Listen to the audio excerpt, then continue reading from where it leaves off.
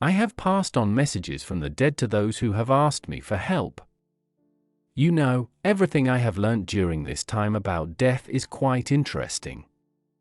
I learnt that the first minutes after death are a difficult time for most of the dead.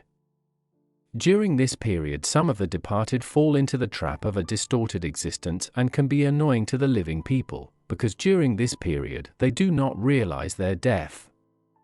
But there is no need to be afraid of it. The main thing is to learn a few rules. Edgar Casey spoke about it. Edgar Casey was called a sleeping prophet, who supposedly had access to any information, in any time and space. Casey himself said that he gathered two audiences around him, living people, who turned to the prophet for advice, and the dead, who always stood behind his back. That the latter existed is confirmed by the ghost stories of the dead. Of course, many people did not take this man's words seriously. My father Leslie lived with us on the East Coast. One day, he went to visit my sister and died in her arms. I went to my father's funeral alone, as my sister lived 1,000 kilometers away. 3 days later I returned home. Around the same time, my deceased father also turned up here. I, my wife, my children and visitors to our home did not see him but heard him. Towards the end of his life, Leslie contracted asthma. And now his wheezing breath could be heard from time to time from the room where my father lived, Edgar Casey said. Casey reassured his family and said Leslie left too quickly and now he was trying to get his affairs in order. He asked that no one interfere with the deceased in this. Casey forbade making repairs in his father's room while sounds were heard there, taking any belongings from there, or moving furniture. He also recommended that he not look into that room until Leslie had left it for good. However, Hugh, Edgar Casey's son, kept breaking these prohibitions. My father had asked that no one should go into my grandfather's room. But I thought there were rats in there. I wanted to catch them. So when I heard a noise upstairs, I'd rush into the room, pull back the dresser, look under the bed, hoping to find rodents. Daddy didn't like it when he caught me doing that. He would remind me not to disturb my grandfather and that he would be gone in a while, recalled Edgar's son Casey.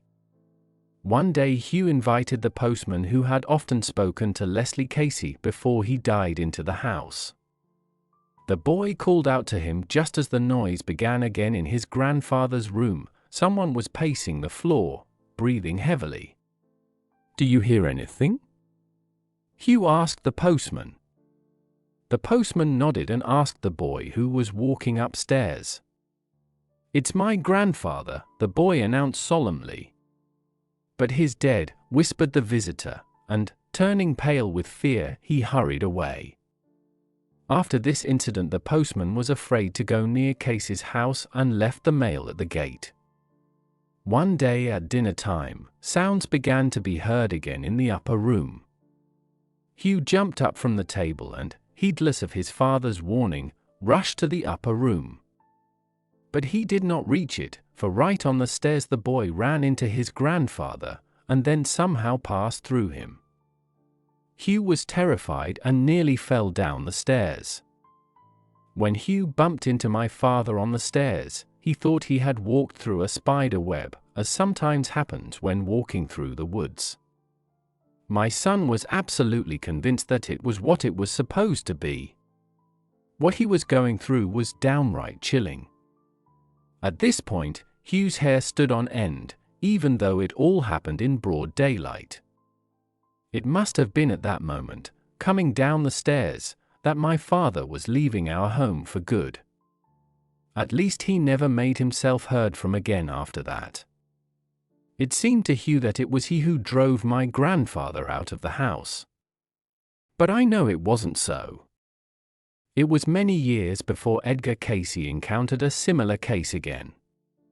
One evening a telephone call came from the prophet's house. The caller identified himself as a sea captain. With a tremor in his voice, he informed Casey that a ghost was walking around his house. The captain asked that his words be taken seriously and asked for help. I invited the man to my house. He told me a strange story. He had recently moved with his family into a house he had bought, the price of which was suspiciously low. Shortly after moving in, the new tenants began to hear strange noises. It seemed to them as if someone was dropping a heavy bag on the floor and then dragging it. Then the latch on the front door began to rattle. Of course, all of this was frightening to the new owners, Edgar Casey said. The pets behaved strangely, too. Immediately after moving into the new house, the cat disappeared from it. And the dog constantly trembled with fear and, tucking his tail, seeking protection from his owners. The captain's firstborn, who was not yet 6 years old, also became very anxious. The child often had unexplained tantrums. The new owners of the house decided to ask their neighbors who had lived here before them. It turned out that a husband and wife used to live here. They often quarreled. It happened that the owner of the house raised his hand against his wife. The landlady soon got fed up with this life. She left her husband. In a fit of despair, the man decided to leave his life. To this end, he took a shotgun off the wall. The owner of the house did not succeed well. He had to crawl on the floor to the front door, which could not be opened. The homeowner was not discovered by neighbors until 4 days later. When Edgar Casey arrived at the house at the invitation of the captain and witnessed the sounds described, he surmised that the former owner had somehow become a hostage to the situation in which he found himself at the end of his life. Therefore, every day this deceased person would crawl across the floor to the front door and grab the latch on the door. From Edgar Casey's book, There Is No Death. Apparently he had been crawling to the door for a long time and still continued to crawl every night. Why this was happening, I don't know. After the captain and his wife heard the story, they had even stranger experiences. They described someone tapping on the furniture, rustling in the fireplace, and rattling in the upper room. I recommended that they pray every day. By the end of the week, the captain informed me that they were no longer hearing the sounds.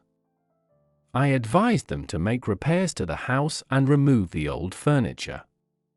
Communicating with the dead, Edgar Casey became convinced that the period of transition after death to a new plane of existence is different for each person. It is conditioned by the way the life of the deceased ended, what he did in his earthly life, where his thoughts were directed. Depending on this, the first 10 minutes after death may seem like an eternity to the deceased. Casey said that there is no time on the other side, so some individuals may spend months or even years in a state called death without realizing their new status. You may say that it is all heresy, or that it is all fiction or rumor. You may think these stories are unscientific, unreliable, lacking in evidence. You have a right to think that. But I have a special relationship to these stories. I've lived them. I am sure that some of the dead, for whatever reason, may be trapped in a distorted existence. I can't name those reasons. But I would advise the living in such a situation to pray, and the departed to try to see a ray of light that will help them get out of this trap and show them the way to a new life, said the sleeping prophet.